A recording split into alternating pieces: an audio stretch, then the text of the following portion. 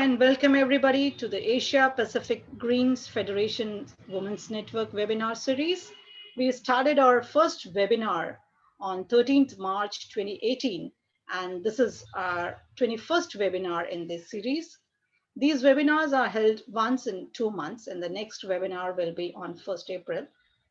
I'm Anita Nautiyal, co-founder of India Greens Party and APGF Gender Equity Project Coordinator. I'll be moderating today's webinar along with Rachna Shrestha from Nepali Greens and webinar administrator. A big welcome to our speaker, Nathalie Pinson, and all the participants across the globe and mainly from Asia Pacific and Middle East region. I'm going to give a brief introduction about our speaker, Nathalie Pinson, who interned with APGF Women's Network and has recently completed her Master's on International Studies at the University of Sydney. Specializing in global migrations, Nathalie speaks Italian, French, Spanish, and English, and she is very much passionate about women's rights. So we are happy to have you here. And Nathalie Pinson has also recently completed her report on gender equity and women's political participation in Asia Pacific region. It highlights that despite some progress, women continue to face issues discrimination on regular basis, which traditionally deter and prevents women from fully participating in politics. So she'll be discussing with us the successful strategies she identified in her report and best practices to increase women's participation and overcome negative stereotypes, biases. Men can also play a role and they should advocate for to encourage women's participation in politics. The report provides a list of actions such as gender audits, which can help to overcome the barriers faced by women in our region in politics and help us to move forward on gender equity measures. So we are very excited to hear you, Nathalie. So now floor is all yours. Welcome again. Thank you. Thank you, Anita, for that lovely introduction. And women have the same rights, benefits, obligations, and opportunities. So as you can see from the little image there, gender equity is the process to achieving gender equality, which is defined as the equal rights, responsibilities, and opportunities of men and women and girls and boys. Okay. So to looking at the key issues facing women in APGF countries. So to give a bit of background, the reason why obviously I was looking at the Asia Pacific throughout my report is that obviously it is the home to the APGF and APGFWN. So the Asia Pacific is home to 4.3 billion people, which represents 60% of the globe's total population. The region is characterized by exceptional diversity, which includes a range of socioeconomic conditions, population size, geography, religions, parliamentary systems, cultures, history, and languages. Nevertheless, despite this diversity, women in APGF countries share many common experiences and challenges. So basically, my report identified 10 key issues, and these are the ones listed here, and I'll go through them briefly and then look at 3 in particular later on. So the first issue is violence against women. And no matter where you are across the globe, violence against women is by far the most pressing issue facing women across the globe and including in the Asia Pacific. And I will discuss violence against women briefly afterwards. The next issue is poverty. So in the region, women are more likely to experience poverty than men as a result of lower levels of labor participation, lower incomes, and the gender pay gap, as well as gender discrimination and inequalities in education, employment, and in health. The next issue is social and cultural norms. So these norms prescribe gendered social roles on women and the power relations between men and women. They create unconscious gender bias, which impact women in every facet of society. So some examples of social and cultural norms include the expectation for women to get married, the practice of dowry giving and bride wealth, the traditional social roles as daughters, mothers, and wives, which are prescribed onto women by patriarchal attitudes. The next issue is education. So there has been improvement, great progress in education in terms of primary education. So girls are enrolling in primary education almost at the same level as boys. However, gender parity has not yet been achieved in secondary and tertiary education. The next issue, political leadership and decision making. That's particularly important for our webinar. So despite progress over recent years, women continue to be underrepresented in political leadership and decision making in the Asia Pacific, with no country achieving equal representation in parliament yet. The next issue is health, sexual and reproductive care. So similarly, although access to health, sexual and reproductive care and services is improving in the Asia Pacific, which is positive, in many parts of the region, women continue to receive unequal access as a result of gender inequity, social norms and poverty. And key issues related to healthcare related to health issues, include obesity, which is a big issue in West Asia and in some parts of the Pacific as well. So looking at employment, so in the region, women are more likely to be unemployed and participate less in the labour market than men, with particularly low participation rates in South Asia and West Asia from memory. The environment, so in the environment, so women are more likely to experience indoor air pollution, which even for me was something that was new to me, as obviously women do the majority of cooking. If you're cooking with unclean fuels, obviously you're at greater risk of experiencing air pollution. The law is another key issue. So women continue to face discrimination in the law. So to give an example, in 2018, Fiji, Jordan, Pakistan, the Philippines and the Solomon Islands all had discriminatory laws against women to be able to apply for a passport. So there is still a lot of progress that needs to happen. The last issue, which even for me, I'd never considered, is the lack of gender data. So gender data is basically throughout the Asia Pacific, there is insufficient data about women, about the issues that affect us and about the challenges we face. And this is a major problem because without good data, governments cannot create evidence-based or targeted policies which can address issues and challenges that face women. So definitely need more data. Okay, so going into, so they're the 10 issues. Now to look at 3 in particular. So first one I'll look at is violence against women. So as I said before, violence against women and girls represents the most important issue facing women and girls globally and including in the Asia Pacific. So the United Nations defines violence against women as any act of gender-based violence that results in or is likely to result in physical, sexual, or psychological harm or suffering to women, including threats of acts such as coercion or arbitrary deprivation of liberty, whether occurring in public or in a private life. So violence against women can lead to harmful consequences for women's physical and mental health, including physical injuries, anxiety, depression, sexually transmitted infections and HIV, as well as unwanted pregnancies and miscarriages. So it also negatively impacts upon women and girls' education, economic security and autonomy. And of course, in extreme cases, violence against women can lead to death. The issue is considered a violation of women's human rights as outlined in the United Nations Declaration of Human Rights, which states that everyone has the right to life, liberty and security of person and to not be subjected to torture or to cruel, inhumane or degrading treatment or punishment. So there are different types of violence against women. So as you can see here on the screen, intimate partner violence is the most common form of violence against women and has a very high prevalence in the region. So if we look at the graph, both in Fiji and in the Solomon Islands, over 60% of the female population aged 15 or older have experienced violence against women. Even if you go to the lowest figure in, I think the Philippines records about just over 10%, which is still an incredibly high amount. So it is a major issue. Other types of violence against women, I should point out, also include early enforced child marriages, as well as honor crimes and honor killings, such as acid attacks.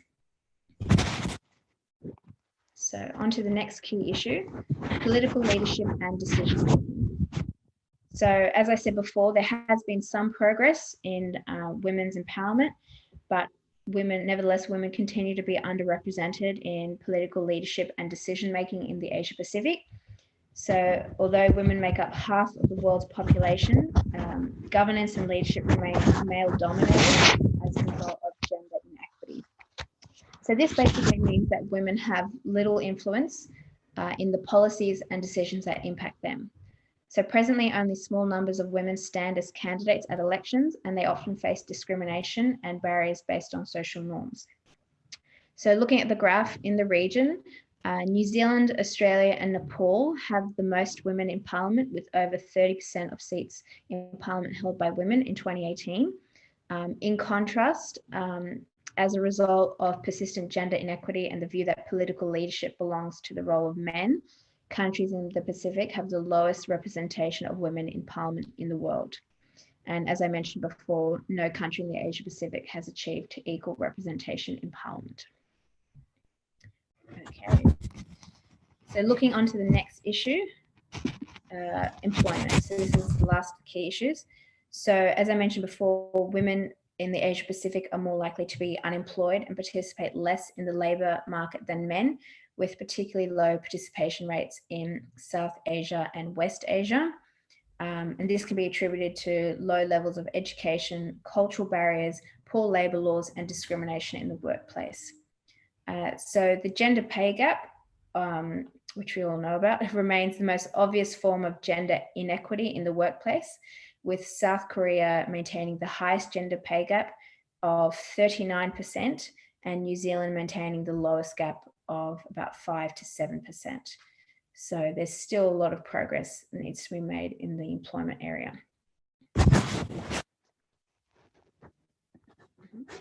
So I just got a question here. How do women in your country or in your countries experience these issues?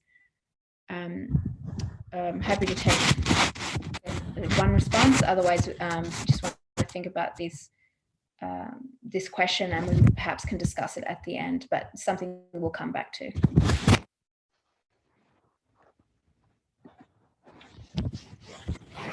Anybody wants to share the experience, or shall we take it at the end? So do you want to take it at the end of the session? We might take it at the end. Okay, so, okay, that's better. Yeah, that's better. Thanks, Anita. So if everyone just wants to sort of think about those key issues and how they relate to your country and whether some are worse, what are some are better, and then we can discuss it. Okay. So going on to the next section, I've called it the political glass ceiling. So in the Asia Pacific region, women continue to face legislative and socio-cultural barriers which prevent them from entering politics and which represent a political glass ceiling. So these barriers or obstacles render politics unwelcoming and in some instances hostile towards women, which actively discourage their participation. So hence, if women are unable to enter politics, this impacts their ability to affect change, which includes to enact policies that promote gender equity and women's interests. So these are the key, I guess, obstacles and barriers that I identified in my report, and I'll just go through them briefly. So the first one is politics as a masculine domain. So essentially, the political system was set up by men for men, which has meant that men have dictated the rules, standards, and behaviours of politics and which of course originally excluded women. So despite progress in women's empowerment over the past century, politics continues to be a masculine domain or a boys' club, with men representing the vast majority of candidates and elected representatives. The next obstacle or barrier is traditional gender roles. So traditional gender roles in society continue to exist, which prescribe women as solely mothers and wives, which are assigned to the domestic private sphere, which continues to represent a barrier for women entering into politics. So in this traditional patriarchal system, public life is occupied by men, and they can devote their entire lives to their political careers, while women remain in the private sphere, often in the home, in apolitical and low-paid jobs. The third obstacle barrier is the type of electoral system. So the type of electoral system that a country has does actually impact on women's ability and, I guess, success in getting into parliament. So research has shown that a plurality majority system, or first past the post system, tends to favour men. So this is because in this system, as a party is only allowed to nominate one candidate in an electorate, the party is more likely to select a safe candidate, which is traditionally a man.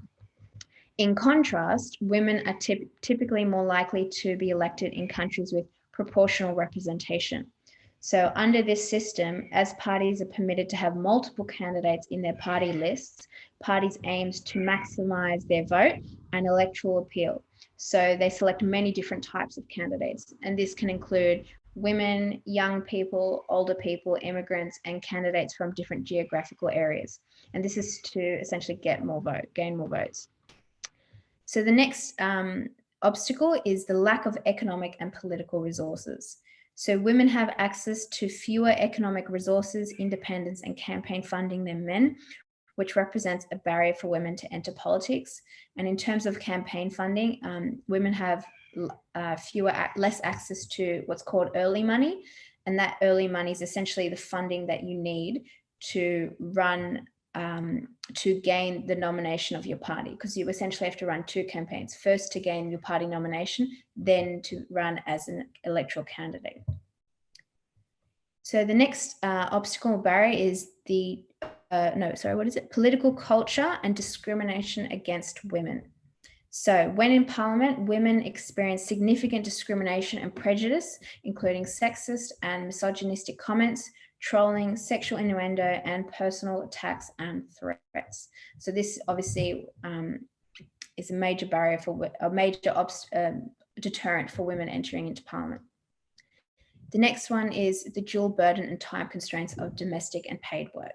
So as women continue to be the primary family caregivers for children and elderly parents, and they do the majority of unpaid domestic housework, women are often juggling between family responsibilities and work. So these duties and significant time constraints can firstly deter women from running as a candidate in an election due to the long campaign periods, which require significant time away from families. So the next obstacle is violence against women in politics. So violence against women occurs against women who participate in public life, in politics, and who defend human rights. And this represents another barrier for women entering into politics. And I guess this is where more the security issue comes into play. And the last obstacle and barrier is family-run politics. So in South Asia, family-run politics continues to exclude most women from entering some political parties and senior positions in politics. And as well in other parts in the region as well, it becomes a situation where in order to enter politics, you need to know the right people, or you need to be related to people already in politics or high-ranking officials to be able to gain a position in parliament. Okay. So these are all, I guess, the problems or deterrents that women face to get into politics. Now here are the strategies. So despite so significant barriers and obstacles women face, there are multiple strategies that political parties can implement to encourage and assist women's participation in politics. So it's really important to know before I go through all the strategies that no single strategy can work, and then instead parties must take a comprehensive approach and implement both short-term and long-term strategies. So the first one is to institutionalize gender equity in internal political party structures. So to do this, a political party can conduct a gender audit to identify discriminatory practices and shortcomings and implement a gender action plan, which provides solutions to these problems. Similarly, a party's commitment to gender equity should be reflected in its constitutions, rule books, and bylaws, which can include a formal gender equity framework, gender mainstreaming of policies, and a political code of conduct and rules which demand representation of women in party leadership. The next strategy is women's wings.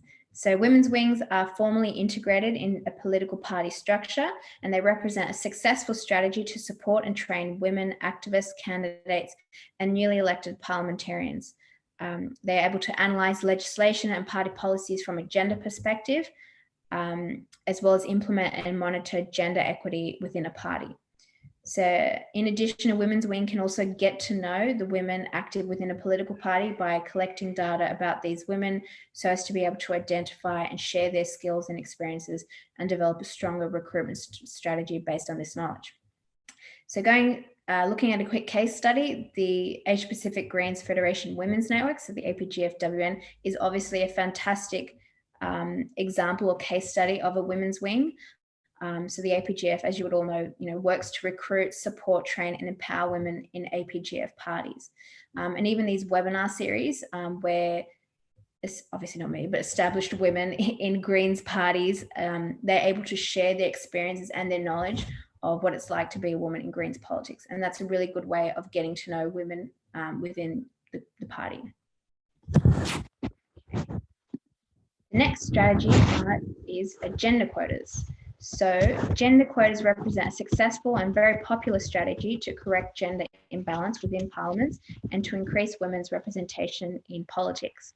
So there are 3 different types of gender quotas. So the first one are reserved seats, which is a legally mandated quota in a country's constitution to reserve a percentage or a number of parliamentary seats for women.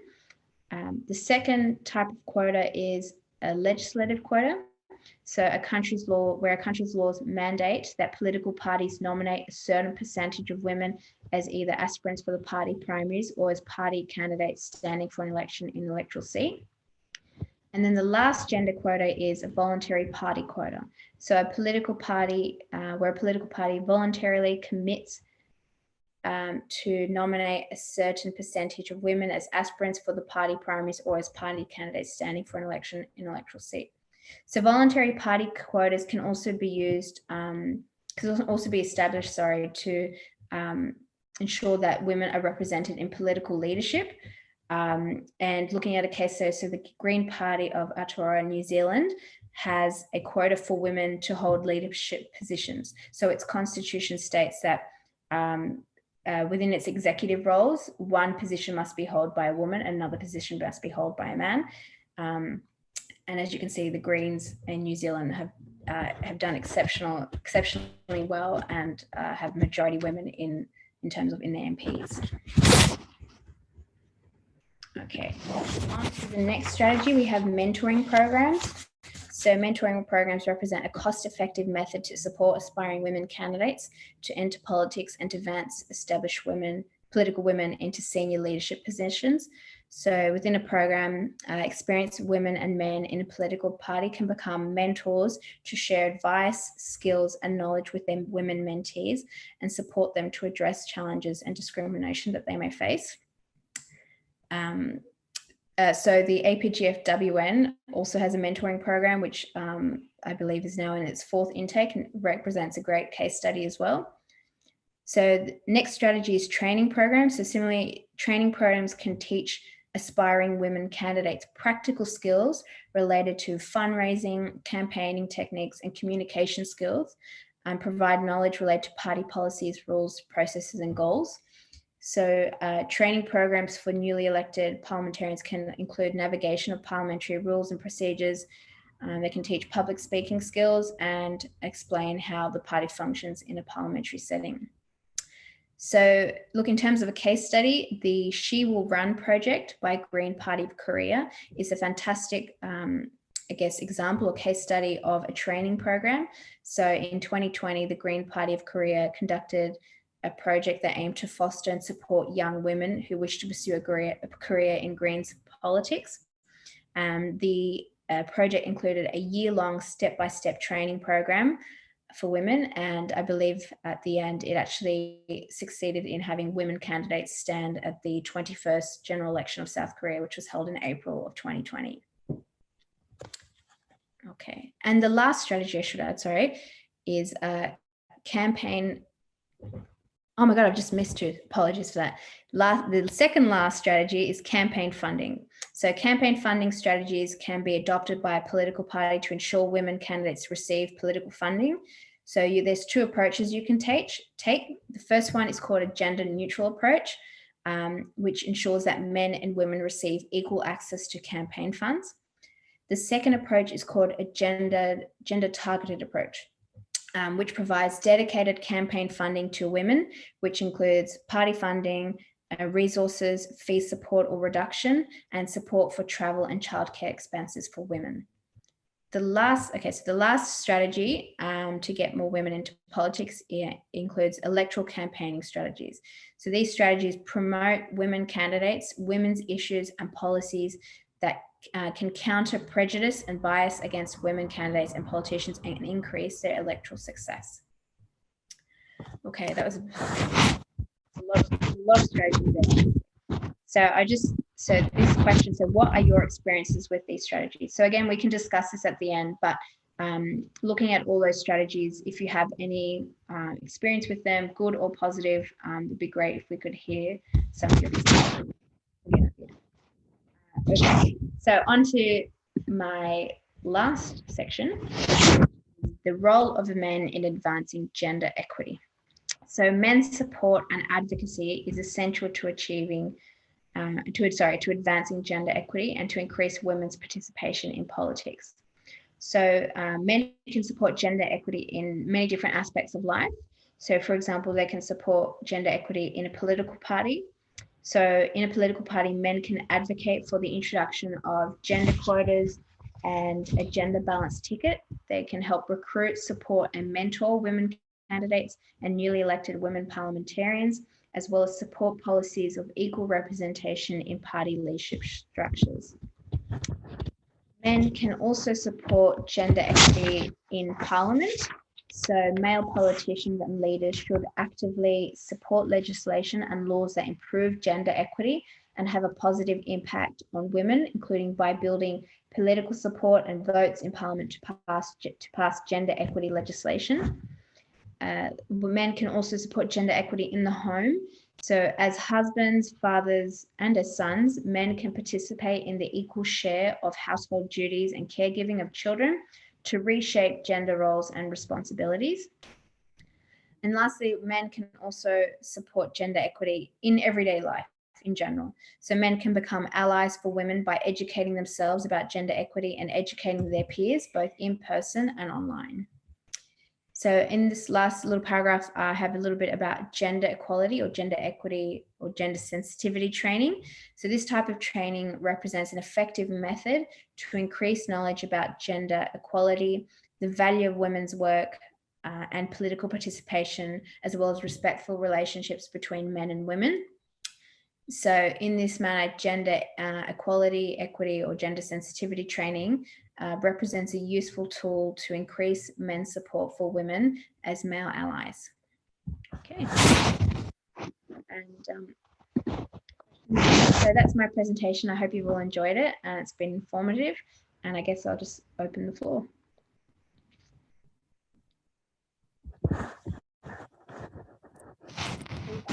Thanks. And do you want to first discuss the questions you had, and then we can open the forum for the participants for the questions they have from you? Sounds great. So the first question was about the key issues facing women in APGF countries, such as violence against women and poverty. So I guess, does anyone want to share what their current country experiences with those issues? Yeah, so anybody has any questions, any experiences they want to share from the country perspective?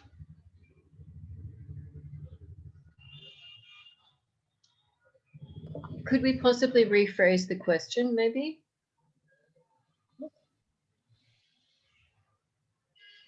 Yeah, Natalie, can you go? Rephrase the question. Okay. Maybe more specific. Okay. Well, look at a particular issue.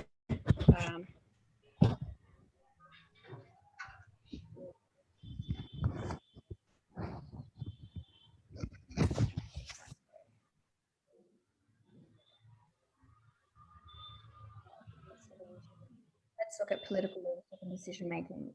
What, I guess, does anyone have anything to share about their country's success or still development in increasing women's political leadership and decision making?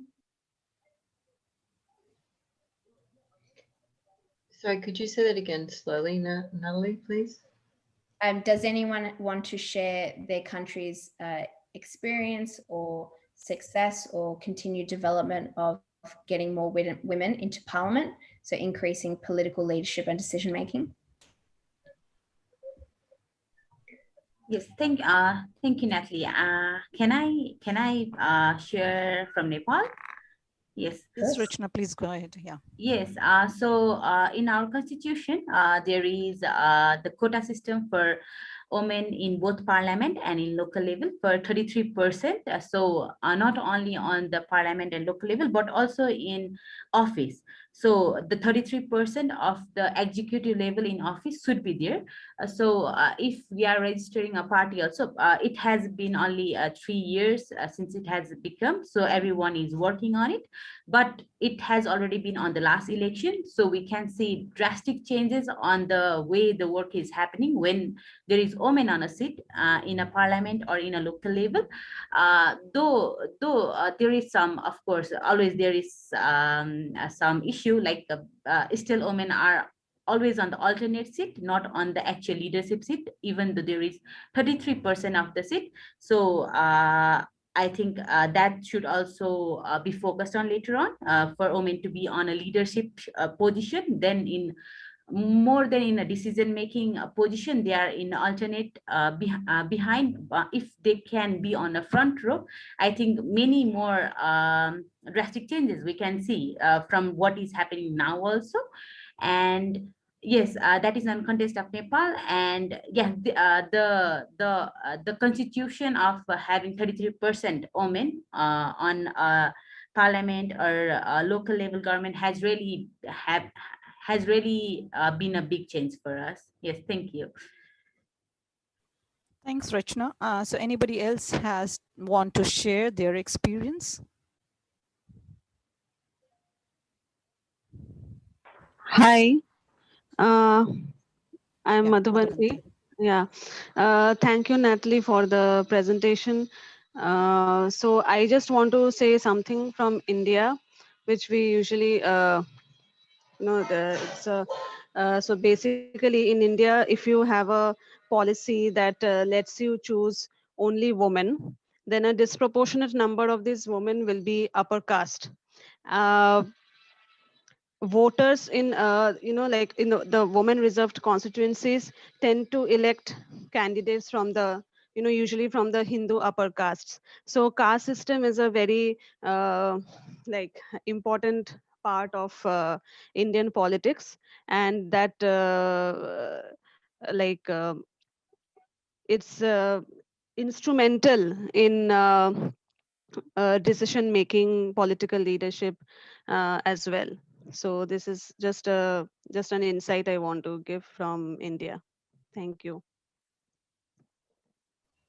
Thanks, Madhubanti. Anybody else? Eva goes from Sweden. Do you want to share something?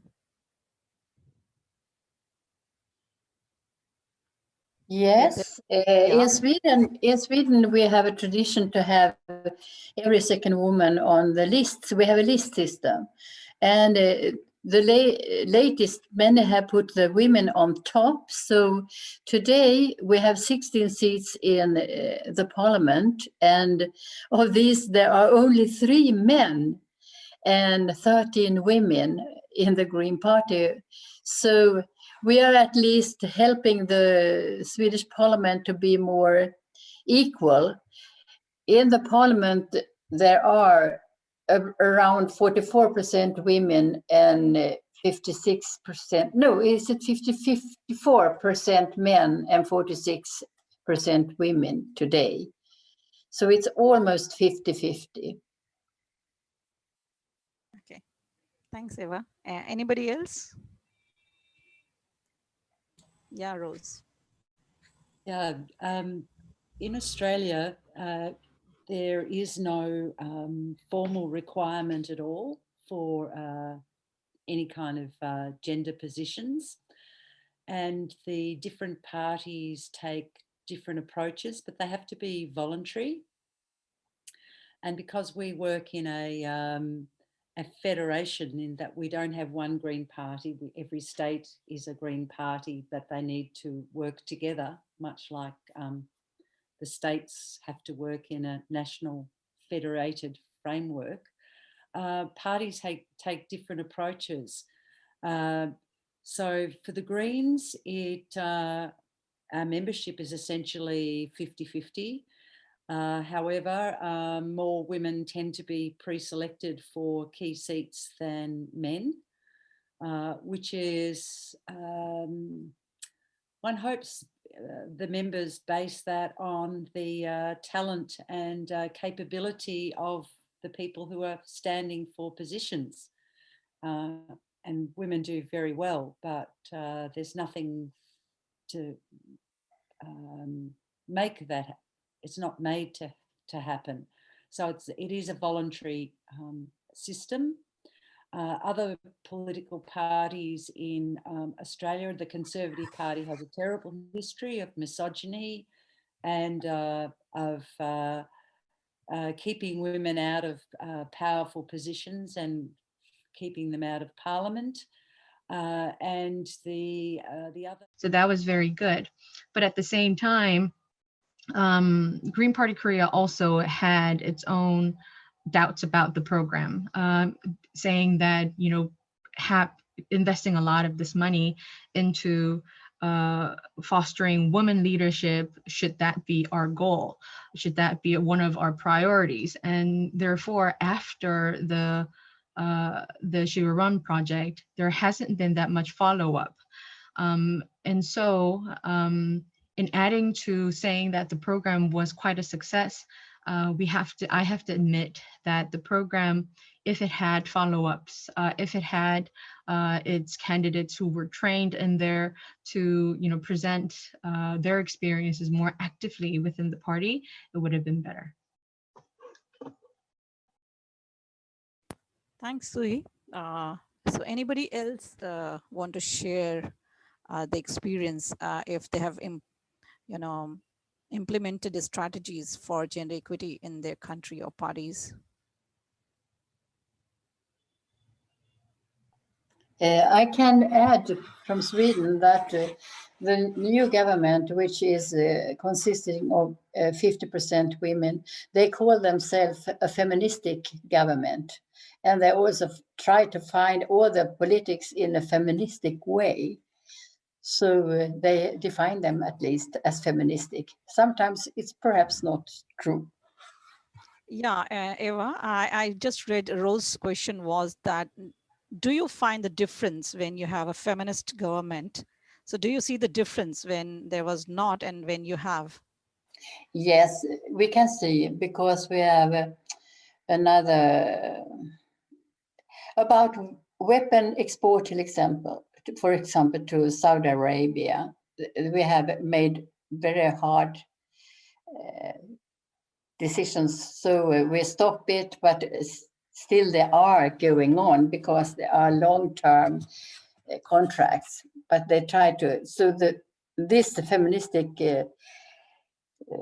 government want to stop weapon export, and they also have they have a special equality minister, and she is Green, Åsa, and she has done a lot. So we have really seen difference, and we have also made the UN Declaration of Children's Rights as a law in Sweden.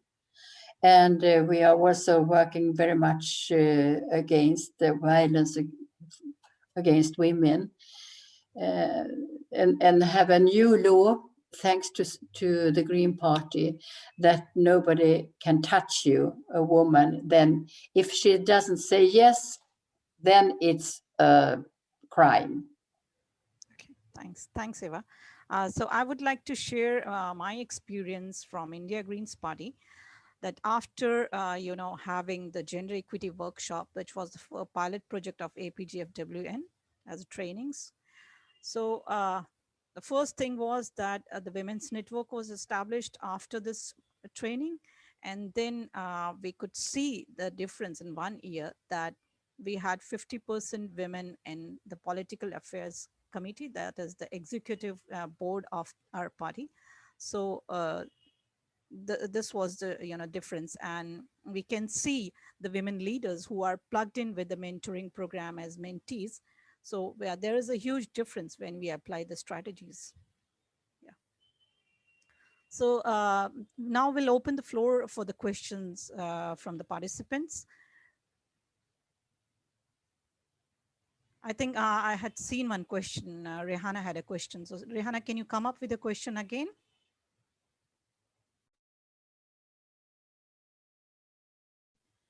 Is she there?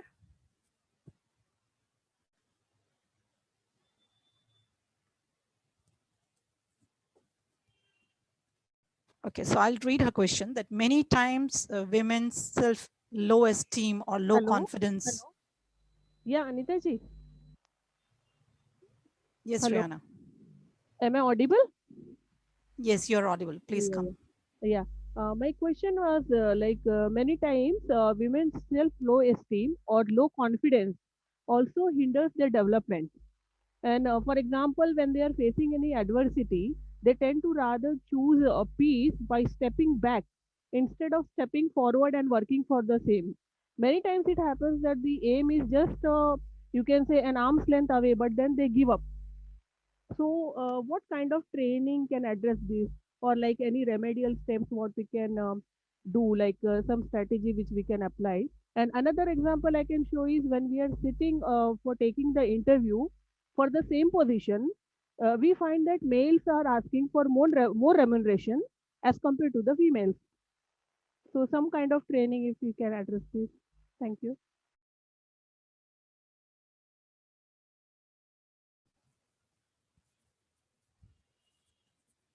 Nathalie, you'll have to address this question. Yes.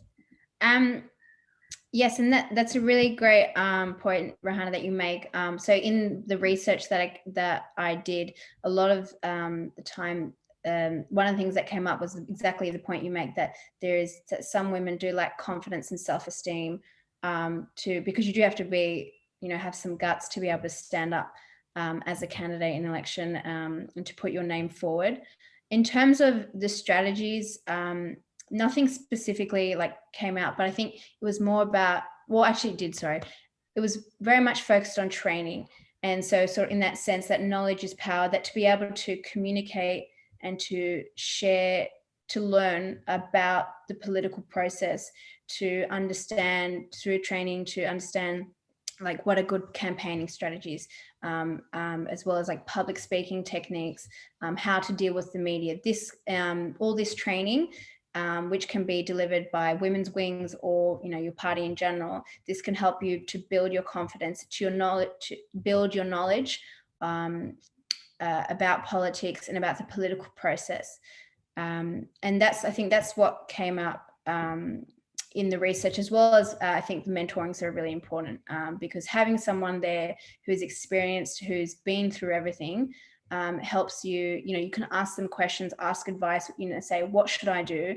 I'm having a bit of trouble, and they can provide advice based on their own experience. So I think mentoring programs and training programs focusing on either going holistic or focusing on specific skills, I think that would really benefit women to be able to gain more confidence and enter into politics. Does anyone else have any suggestions? Yes, Rose has a suggestion. Rose, can you come up with your suggestion?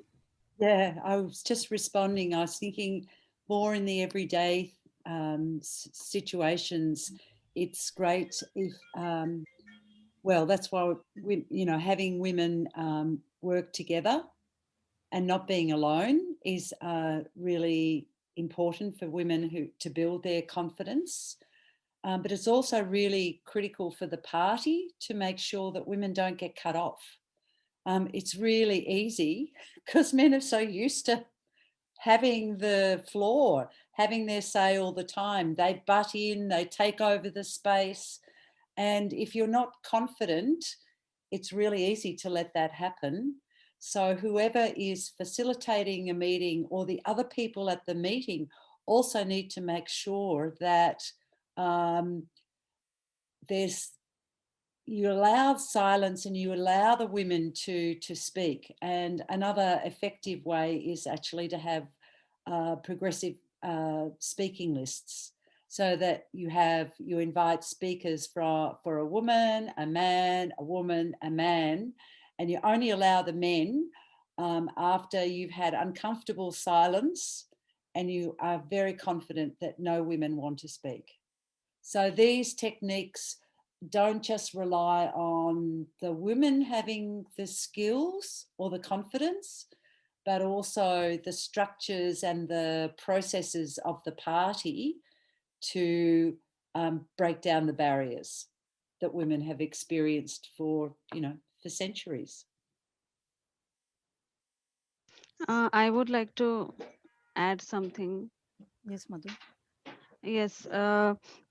Actually, I would agree with what Rose said, that it is very important for women to, support each other, to give that platform, and to understand, because we as women can understand what the other woman is going through. So it's kind of should be easy for us to to understand that, and supporting each other is very, very important.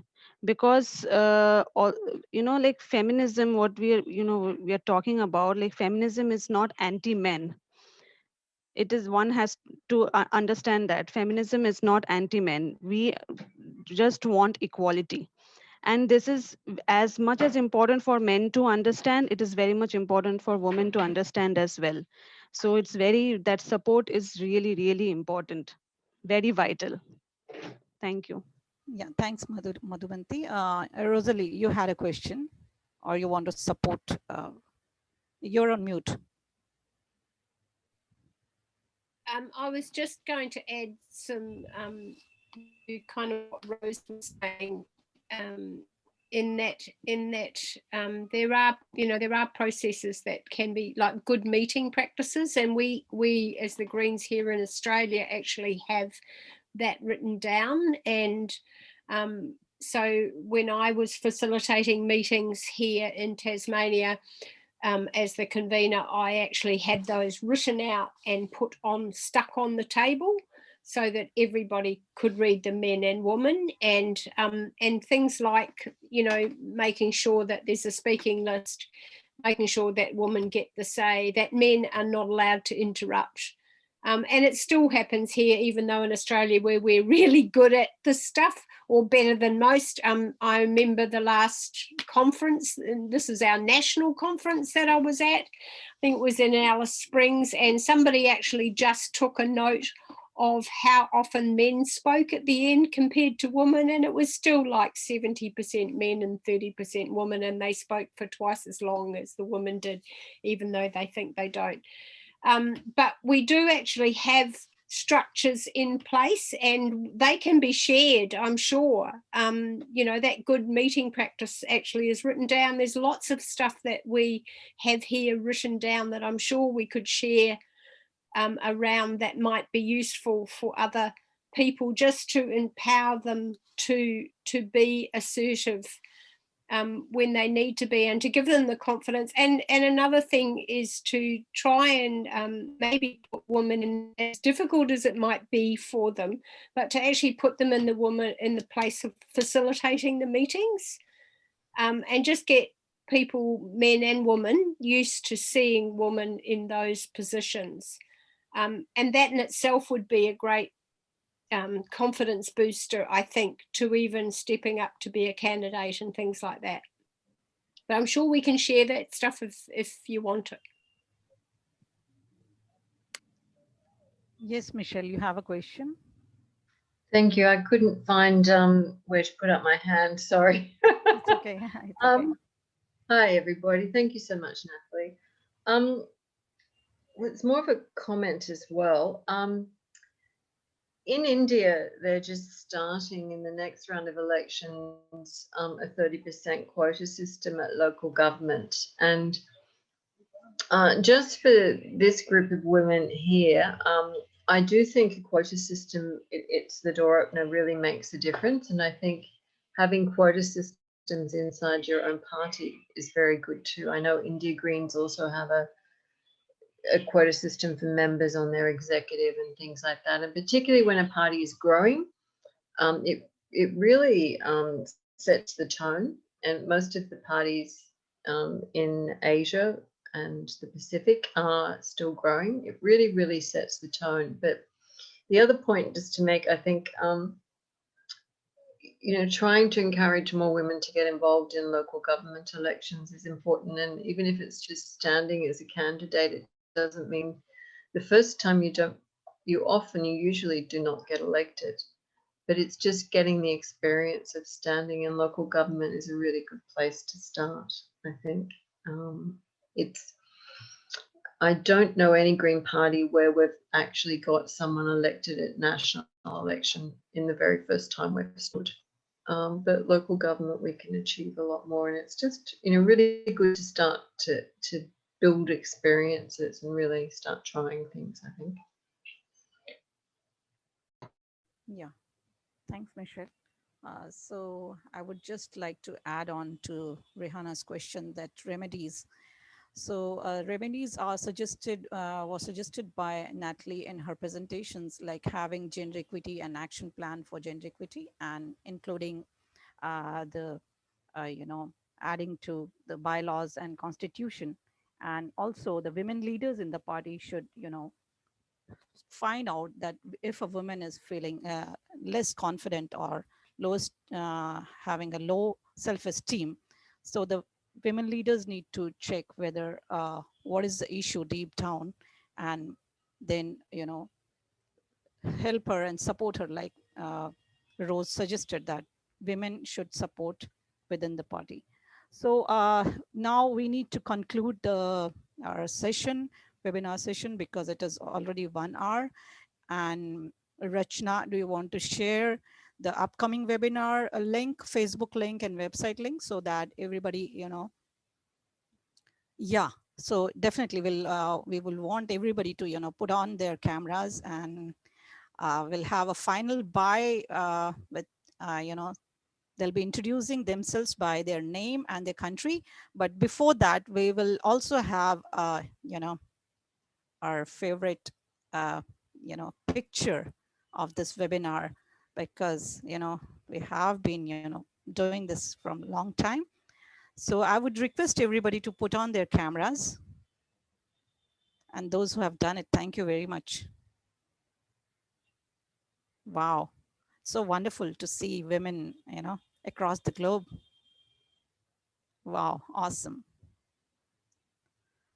So Rachna, you're going to click the picture. Hello, everyone.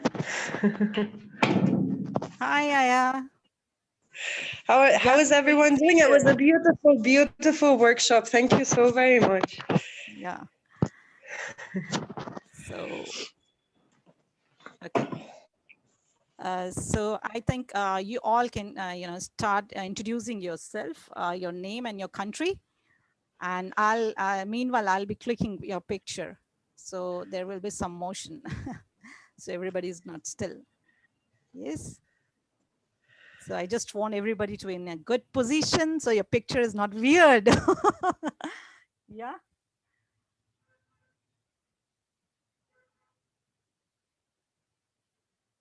So I have done it, but I need to check it whether, it is successful or not. So Aya, you can start with your introduction, your name and your country. Yes, I'm Aya Abdoni.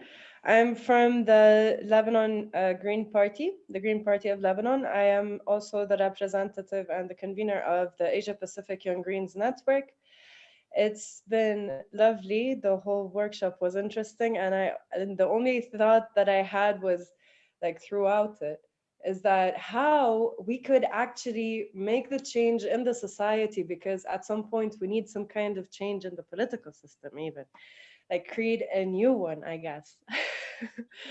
And yeah, but the questions were more directed towards the political part of it, so I just refrained from sharing this thought, but I just wanted to share it anyway. Thank you very much. Okay, so who is going next?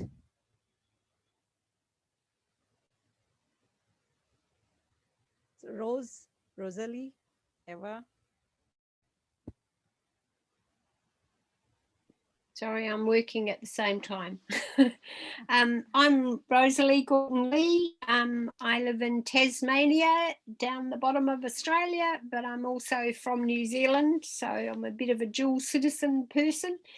I'm a staff member with the Australian Greens. I work in fundraising, but I've been very involved at the state level as well. Yeah, so that's me. Thank you. Thank you for the presentation. Oh, I'm a mentor as well in the program. Yeah, so let us be a little shorter, just name and country. Eva. Hi, I am Eva Goes, and I'm also in Global Greens. I'm from Sweden. Thanks. Next, Suhi. Hi, I'm Suhi Lee. I'm a proud member of Greens Korea.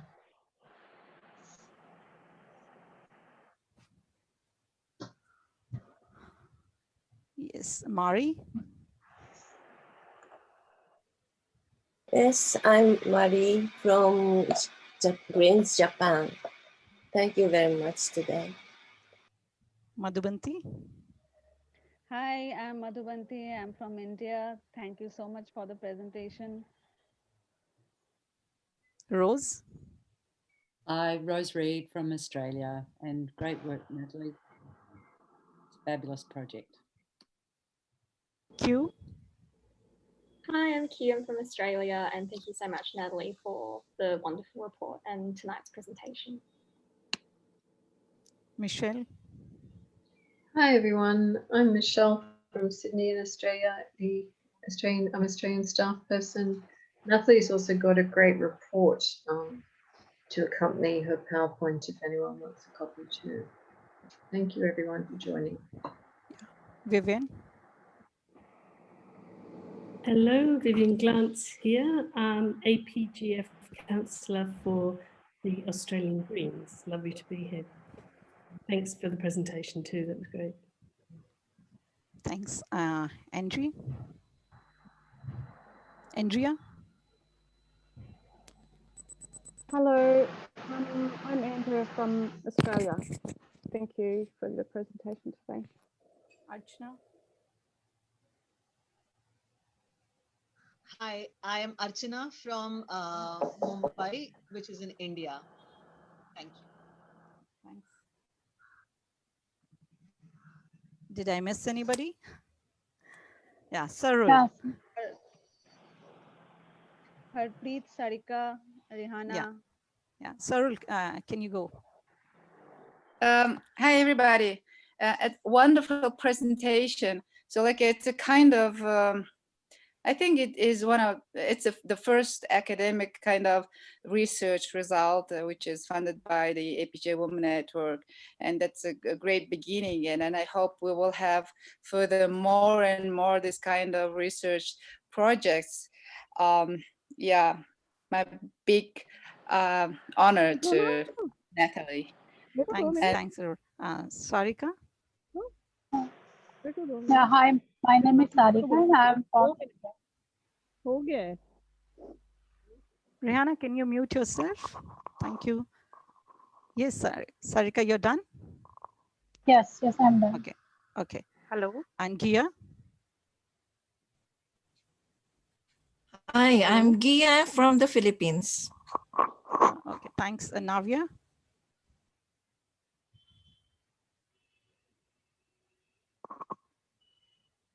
Navya, you're on mute.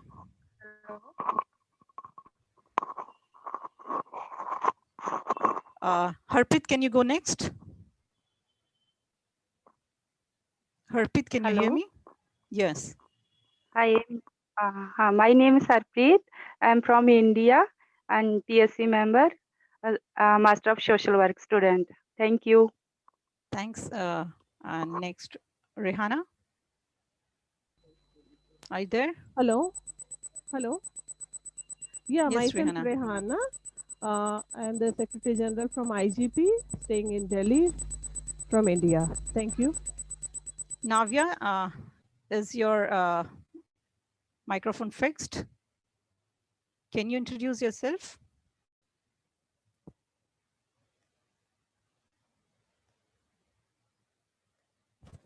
So I would like to thanks Nathalie for her wonderful presentation. I deeply appreciate the wonderful presentation you made at this webinar. You did a great job by giving the insight on how we can move forward on gender equity by using various measures like gender audit and action plan. I feel the presentation really transformed the meeting into a highly productive one. Many thanks to Nathalie for that. And I really appreciate all the hard work for the report you completed. We have recorded this webinar and soon we will be uploading on Asia Pacific Greens YouTube channel. And later the link will be shared on the website. So the next upcoming webinar link Rachna has already shared in the chat box. And I would request you all to please, click on the next event Facebook page so that, it goes to the maximum people, because in this event, I think we had 46 people going or interested. So that really gives, boost to our event or our post. So thank you, everybody. Bye. Thank you. Quickly, excuse me, I lost my connection. I couldn't introduce myself. Yeah, Navya. Yeah, Now? come up. Yeah, please come up. Yeah, this is Navya Fahad from the Green Party of Lebanon. Thank you. Yes, Michelle, you wanted to share something? Sorry, just because the next webinar is on building your women's group, it's really important for everyone in the mentoring program to be involved and come both mentors and mentees.